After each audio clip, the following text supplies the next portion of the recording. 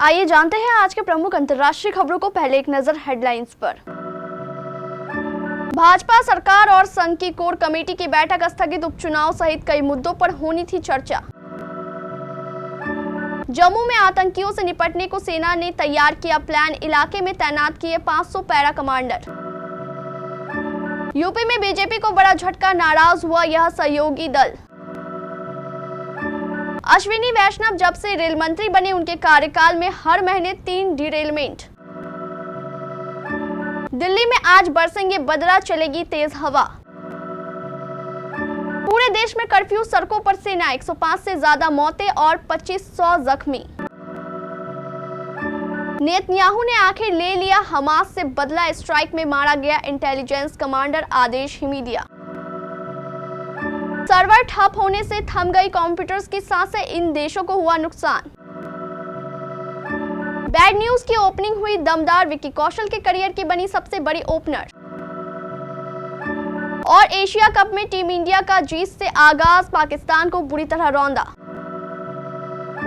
भाजपा सरकार और राष्ट्रीय स्वयंसेवक संघ के बीच शनिवार को होने वाली कोर कमेटी की समन्वय बैठक स्थगित हो गई है। इस बैठक में संघ की ओर से कार्यवाह अरुण कुमार को मौजूद रहना था। मुख्यमंत्री योगी आदित्यनाथ, भाजपा प्रदेश अध्यक्ष भूपेंद्र चौधरी, महामंत्री संगठन धर्मपाल सिंह, डिप्टी सीएम केशव प्रसाद मौर्य, ब्रजेश पाठक के साथ उपचुनाव समेत तमाम मुद्दों पर चर्चा होनी थी। बता दें कि अरुण कुमार का शुक्रवार को भुवनेश्वर से राजधानी आने का कार्यक्रम था। हालांकि फ्लाइट रद्द होने की वजह से बैठक स्थगित हो गई।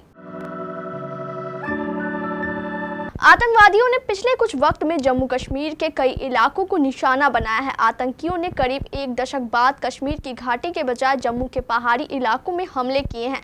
जम्मू के इलाके में घुसपैठ कर चुके आतंकियों से निपटने के लिए सेना के जवानों की तादाद बढ़ा दी गई है और इलाके में 500 पैरा कमांडो तैनात किए गए हैं। सेना के सूत्रों ने बताया कि भारतीय सेना अब तक आतंकवादियों से निपटने के लिए जम्मू क्षेत्र में अपने सैनिकों को फिर से तैनात कर रही है। भारतीय सेना ने इस क्षेत्र में प्रशिक्षित आतंकवादियों की तलाश के लिए लगभग 500 पैरा कमांडो तैनात किए हैं।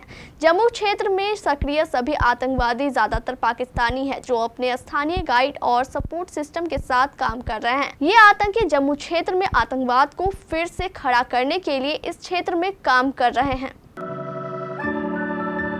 चुनाव के बाद से एनडीए के साथ ही भारतीय जनता पार्टी से नाराज चल रहे हैं। नाराजगी का कारण कांवड़ यात्रा भी बन रही है, जिसको लेकर आदेश और फरमान दोनों जारी हो गया है। योगी आदित्यनाथ ने आदेश जारी कर दिया है कि सभी दुकान और ठेले वाले अपना नाम अपनी दुकान के आगे लिखेंगे, जिससे कांवड़ यात्रा करने वाले यह जान सके कि वह किस दुकान से सामान खरीद रहे हैं। नाम की नेम प्लेट लगाना अनिवार्य है। इतना ही नहीं, दुकान के मालिक को अपनी पहचान बताना भी अनिवार्य होगा।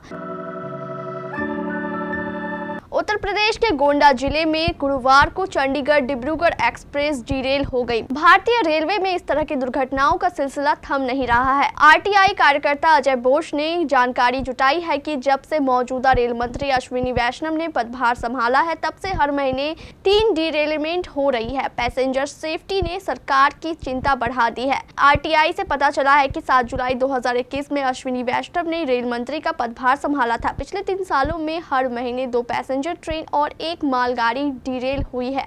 आरटीआई के जरिए रेलवे की ओर से दी गई जानकारी के अनुसार 7 जुलाई 2021 से 17 जून 2024 तक 131 ट्रेन दुर्घटनाएं हुई हैं। इन दुर्घटनाओं में 64 पैसेंजर ट्रेन और 28 मालगाड़ी शामिल है।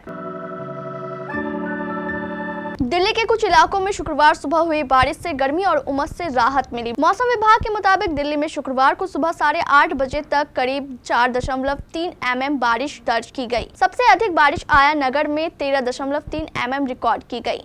वहीं पालम में 4.8 mm और लोधी रोड में 0.8 mm बारिश हुई। मौसम विभाग ने शनिवार को बारिश का येलो अलर्ट जारी किया है।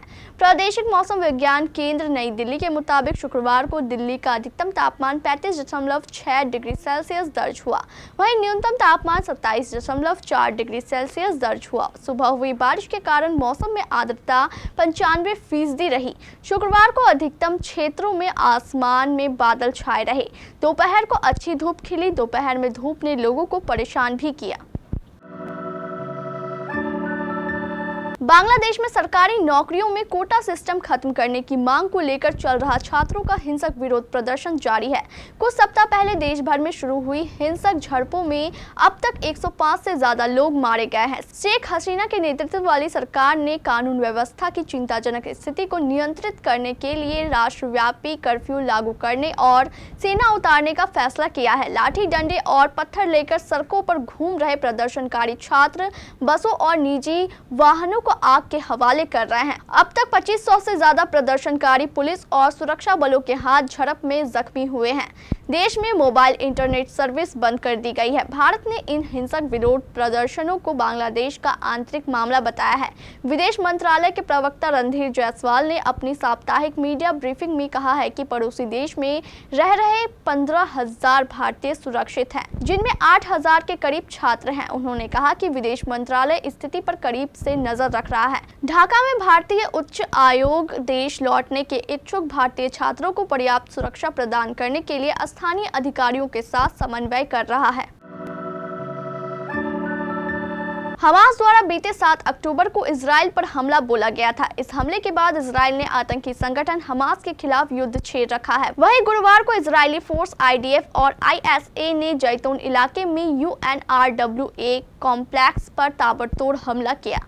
इस कॉम्प्लेक्स को हमास के ब्रिगेड हेडक्वार्टर के तौर पर इस्तेमाल किया जा रहा था। इजराइल ने स्ट्राइक में Gaza brigade military intelligence commander आदेश हिमीदिया को मार गिराया। हिमीदिया 2019 से अपनी इंटेलिजेंस ऑफिसर की भूमिका निभा रहा था। यह 7 अक्टूबर के नरसंहार की तैयारी में ब्रिगेड के खुफिया असेसमेंट और इंफॉर्मेशन को इकट्ठा करने के लिए जिम्मेदार था।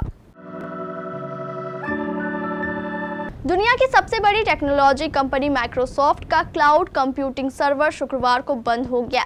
इससे विंडोज सॉफ्टवेयर पर काम करने वाले दुनिया भर के तमाम IT सिस्टम, कंप्यूटर और लैपटॉप बंद हो गए और उनकी स्क्रीन ब्लू हो गई। इस ब्लू स्क्रीन को ब्लू स्क्रीन ऑफ डेथ भी कहा जाता है, जिसमें ब्राउजर सिस्टम के क्रैश होने के बाद कंप्यूटर अपने आप रीस्टार्ट मोड पे चला जाता है और ये घटना इतनी अप्रत्याशित होती है कि इसे मृत्यु के समान ही माना जाता है और दुनिया में यही हुआ है। माइक्रोसॉफ्ट के सर्वर ने दुनिया भर के IT सिस्टम और कंप्यूटर्स की सांसें रोक दी और इस सर्वर के ठप होने से America, Britain, France, Germany, Singapore, Australia, New Zealand, Japan और भारत समेत 40 से ज्यादा देशों में अफरा तफरी मच गई और इसका सबसे ज्यादा असर हवाई सेवाओं पर देखने को मिला। विकी कौशल, तृप्ति डिमरी और एमी विर्क की बैड न्यूज शुक्रवार 19 जुलाई को सिनेमा घरों में रिलीज हुई है। आनंद तिवारी द्वारा निर्देशित फिल्म के ट्रेलर के बाद से ही लेकर दर्शकों में काफी एक्साइटमेंट देखी जा रही है, जिसके चलते इनकी खूब एडवांस बुकिंग हो रही है।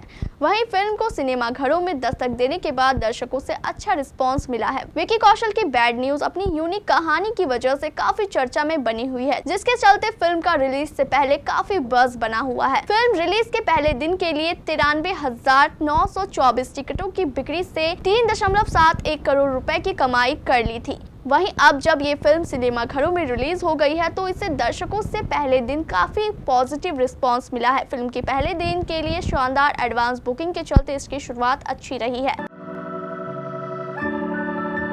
वुमेन्स एशिया कप 2024 में भारतीय टीम ने जीत के साथ आगाज किया है। 19 जुलाई शुक्रवार को रंगीरी दाम्बुला इंटरनेशनल स्टेडियम में खेले गए मैच में भारत ने चिर प्रतिद्वंदी पाकिस्तान को 7 विकेट से हरा दिया। इस मुकाबले में भारत को जीत के लिए 109 रनों का टारगेट मिला था, जिसे उसने 14.1 ओवर में ही हासिल कर लिया। भारतीय टीम अब ग्रुप ए के अपने अगले मुकाबले में 21 जुलाई को UAE का सामना करेगी। भारत के लिए ओपनर बल्लेबाजों स्मृति मंधाना और शेफाली वर्मा ने धांसू बल्लेबाजी की। स्मृति ने 31 गेंदों में 45 रन बनाए, जिनमें 9 चौके शामिल रहे। वहीं शेफाली ने 6 चौके और 1 सिक्स की मदद से 29 बॉल पर 40 रनों की पारी खेली।